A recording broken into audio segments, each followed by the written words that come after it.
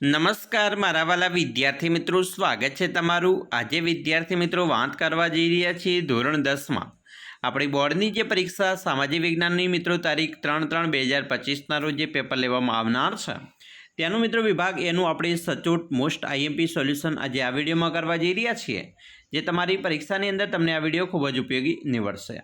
તો ચાલો વિદ્યાર્થી મિત્રો વિડીયોની શરૂઆત કરીએ। તેના પહેલાં તમે ખાસ ચેનલમાં નવા છો તો ચેનલને મિત્રો અવશ્ય સબસ્ક્રાઇબ કરી વિડીયોને લાઇક અને શેર કરવાનું પણ ન ભૂલતા। વિદ્યાર્થી મિત્રો સૌપ્રથમ વાત કરીશું, અહીંયા જે તમને સૂચના આપેલી છે એ પણ તમારે ખાસ ધ્યાનથી વાંચી લેવાની છે અને પછી પ્રશ્નોની લખવાની શરૂઆત કરીશું। મિત્રો વિભાગ નંબર એની વાત કરીએ તો અહીંયા તમારે વિભાગ નંબર એની અંદર કુલ 24 ગુણનું પૂછાવાનું હોય છે। મિત્રો નીચે આપેલા 1 થી 24 પ્રશ્નોના માગ્યા મુજબ જવાબ લખવાના છે, જેમાં પહેલું મિત્રો તમારે જોડકું પૂછાશે। જોડકાની વાત કરીશ તો તમારે કેવી રીતે જોડકા જોડવાના છે એની પણ મિત્રો વાત કરી લઈએ સાથે સાથે। પહેલું છે અંબાજીનો બહુચરાજીનો મેળો। તો મિત્રો બહુચરાજીનો મેળો એ મહેસાણા જિલ્લામાં ભરાય છે, તો અહીંયા ઈ છે તો આપણે 1 નંબર કરી અને એની સામે ઈ કરી અને લખીશું મહેસાણા, તો ડાયરેક્ટ જવાબ તમે લખી શકો છો, બરાબર। એ પણ તમને ગુણ છે મળવાપાત્ર થતા હોય છે। બીજો પ્રશ્ન છે પંડિત અહોબલે।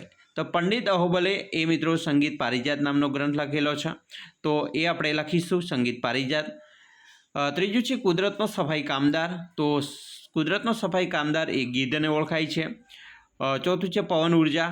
તો એમાં આવશે લાંભા ખાતે પવન ઉર્જાની મિત્રો જે સ્થાપવામાં આવેલા છે। પૃથ્વી પરિષદ, તો સ્ટોકહોમની અંદર પૃથ્વી પરિષદ બોલાવવામાં આવી હતી। તો આવી રીતે આપણે જોડકા છે એ મિત્રો તેની સામે લખીશું, ડાયરેક્ટ જવાબ લખી શકો છો। ચાલો હવે આપણે વિધાન ખરા છે કે ખોટા તે લખીશું।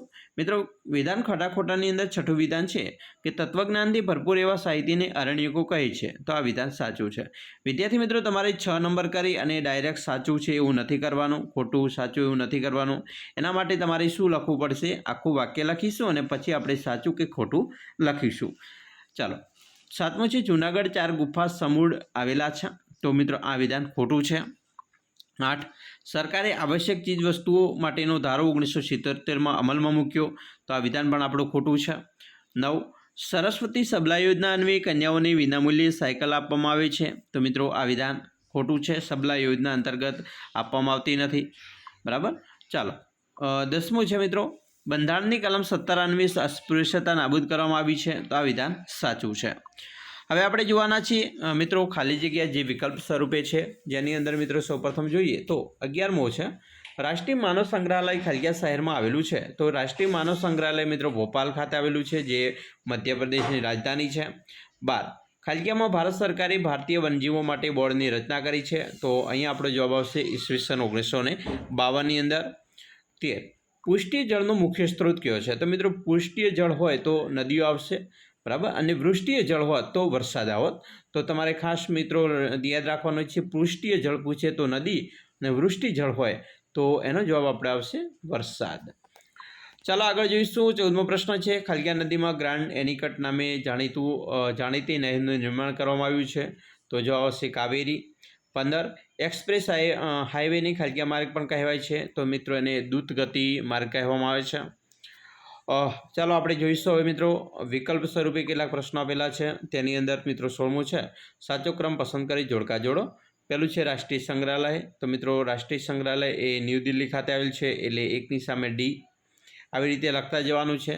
સાલારગંજ, તો સાલારગંજ મિત્રો મ્યુઝિયમ છે એ હૈદરાબાદમાં આવેલું છે, એટલે કે 2ની સામે સી। વડોદરા મ્યુઝિયમ વડોદરામાં આવેલું છે, તો મિત્રો આપણે 3ની સામે બી લખીશું।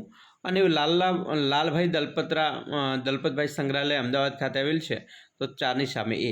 હવે એ ડી સી બી અને એ ઓપ્શન છે એ તમને બીમાં જોવા મળશે, એ આપણો સાચું છે। 17મો પ્રશ્ન છે નીચેની બહુહેતુક યોજનાઓને તેમના સ્થાનના આધારે દક્ષિણ દિશાથી મિત્રો ઉત્તર તરફ ગોઠવતા કયો વિકલ્પ સાચો પડે, તો હવે આ દક્ષિણથી મિત્રો ઉત્તર તરફ જઈએ તો નાગાર્જુન, પછી નર્મદા, ચંબલ અને ભાખરા નાંગલ આવશે।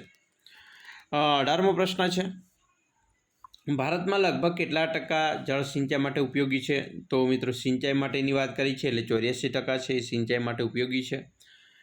19મો પ્રશ્ન છે મિત્રો ઉત્પાદનના ત્રણેય સાધનોને ઉત્પાદનમાં યોજનાપૂર્વક જોડવાની કામગીરીને શું કહેવાય, તો મિત્રો એને નિયોજન કહેવાય છે। 20મો છે કઈ પદ્ધતિને મુક્ત અર્થતંત્ર કહે છે, તો બજાર પદ્ધતિ હોય એને મુક્ત અર્થતંત્ર કહેવામાં આવે છે।